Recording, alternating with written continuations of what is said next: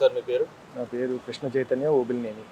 Sir ఈ కూటమి ప్రభుత్వం వచ్చిన తర్వాత ఫస్ట్ బడ్జెట్ సమావేశాలు అయినాయి. ఈ సమావేశాలు ఎలా జరిగినాయి అనుకుంటున్నారు సార్ మీరు? అర్థవంతంగా జరిగినాయి సార్. గతానికి ఇప్పుడు తేడా ఏందంటారు? గతంలో ఏముంది సార్, తిట్టుకోవడమే కదండి. సమావేశాలు ఏముంటాయి సార్?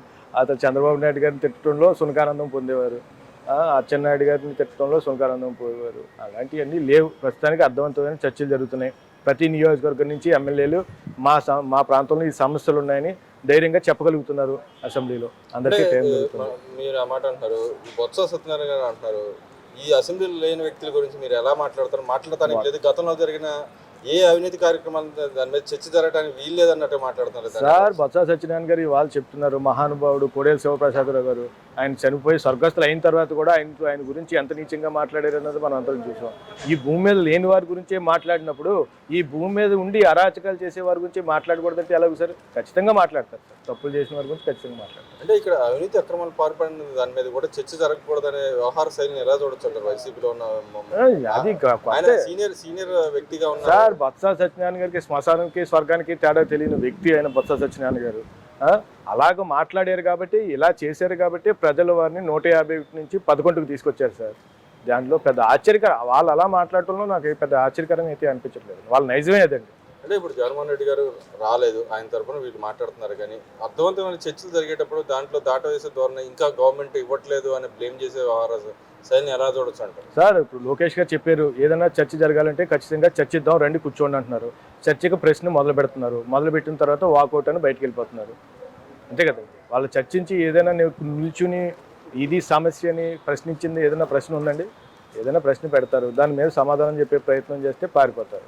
అంటే ఈ అసెంబ్లీలో జరిగిన చర్చల్లో కూడా వాళ్ళు ఆర్గ్యుమెంట్ చేసేదల్లా ఓన్లీ పథకాలు ఇవ్వట్లేదు, ఇంకెవరికి రావట్లేదు, రాష్ట్రంలో లా అండ్ ఆర్డర్ అంటూ లేదనే వారంగా మాట్లాడుతూ ఉన్నారు కదా. లా అండ్ ఆర్డర్ లేకపోతే మొన్న ఏదో కాన్స్టిట్యున్సీలో ఎక్కడో ఒక మర్డర్ జరిగితే 24 గంటల్లో పట్టుకుని తీసుకొచ్చి జడ్జి గారి ముందు పెట్టిన పరిస్థితి సార్ ఈరోజు.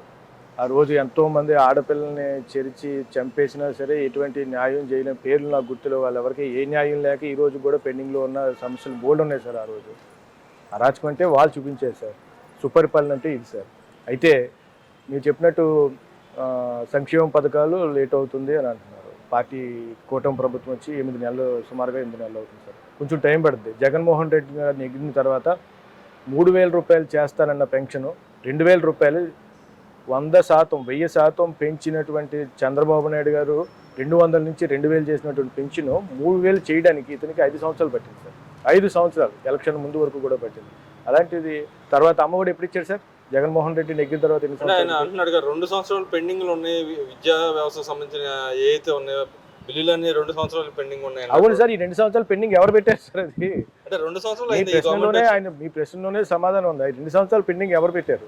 జగన్మోహన్ రెడ్డి పెట్టినటువంటి పెండింగ్లన్నీ కూడా మెల్లిమెల్లిగా క్లియర్ చేసుకుంటూ వస్తున్నారు సార్. టైం పడుతుంది. కూటమి ప్రభుత్వం వాళ్ళు అరాచకం చేసి వెళ్ళారు. ప్రతి వ్యవస్థని కూడా అన్యాయం చేసి ప్రతి వ్యవస్థను కూడా గాడి తెప్పించింది. ఆ వ్యవస్థలు ఉన్నట్లు గాడిలో తీసుకురావడానికి కొంచెం టైం పడుతుంది సార్. జగన్మోహన్ రెడ్డి గారు అమ్మఒడి ఎన్ని సంవత్సరాలకు ఇచ్చాడు? జగన్మోహన్ రెడ్డి అన్నదాత ఎన్ని సంవత్సరాలకు వేసాడు?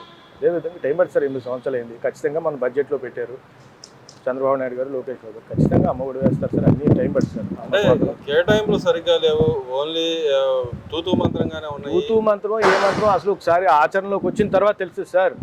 ఆచరణలోకి వచ్చిన తర్వాత అది ఏం జరుగుతుందో ఏంటనేది తెలుస్తుంది. అంతేగాని ఏమీ జరగకుండా ఏమీ జరగట్లేదని గగ్గోలు పెట్టినట్టు మాత్రం ఇక్కడ జరిగేది సార్. చూస్తున్నారు, ప్రజలే వెయిట్ చేస్తున్నారు సార్. ప్రజలే టైం ఇచ్చారు. మీకేంటి?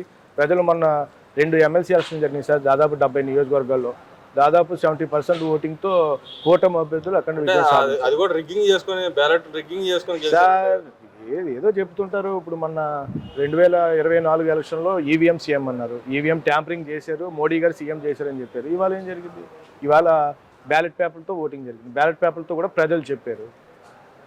ఇంతకు ముందు రిగ్గింగ్ చేస్తాకి ఇది రాజారెడ్డి రాజ్యాంగంగా సార్, పులివెందులు కాదు sir. East Godavari, west Godavari sir, Guntur, Krishna జిల్లాలు సార్.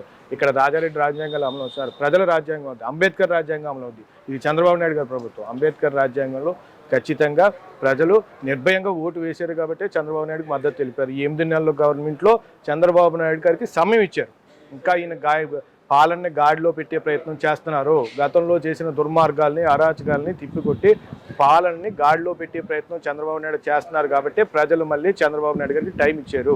అది తెలుసుకోకపోతే చంద్రబాబు నాయుడు గారి గొప్పతనాన్ని ప్రజలు అర్థం చేసుకున్నారు. జగన్మోహన్ రెడ్డి అర్థం చేసుకోకపోతే చరిత్రహీనుడిగా మెలిగిపోతారు సార్.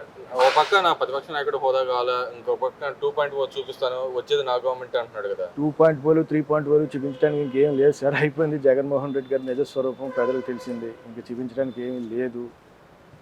చూపించడానికి ఏమీ లేదు. ప్రజలు నమ్మే పరిస్థితుల్లో లేరు. అదేవిధంగా నిన్న బిల్ గేట్స్ గారితో చంద్రబాబు నాయుడు గారు వెళ్ళి మాట్లాడారు. రాష్ట్రానికి ఏ విధంగా టెక్నికల్గా సపోర్ట్ కావాలని అడిగారు. ఏ టెక్నాలజీకి సంబంధించిన టెక్నికల్ సపోర్ట్ అడిగిన దాన్ని కూడా వాళ్ళు మాట్లాడుతూ ఉన్నారు. మాటలు తప్పితే చేతలు కానీ తనం వచ్చేది ఏమీ లేదని చెప్పి మాట్లాడుతున్నారు. దాన్ని మాటలు చేతలు చూపించడానికి ఆయనేమి అల్లాటప్పసిగా 94లోనే ఏపీ సీఈఓగా పేరు తెచ్చుకున్న వ్యక్తి సార్. 5 నిమిషాలు టైం ఇస్తే 2.5 గంటలు ఆయన కూర్చోబెట్టి మాట్లాడి ఆ కంపెనీని హైదరాబాద్ తీసుకొచ్చి హైదరాబాద్ని అలా డెవలప్ చేసిన పరిస్థితి ఉన్న నాయకుడు సార్. ఆయన ఇవాళ ఏం కొత్తగా మాటలు చెప్పుకునే పరిస్థితి లేదు. చేతలు గతంలో ఉన్నాయి, చూసుకోమనండి సార్. చేసిన చేతలు చాలా ఉన్నాయి, చరిత్ర ఉంది సార్.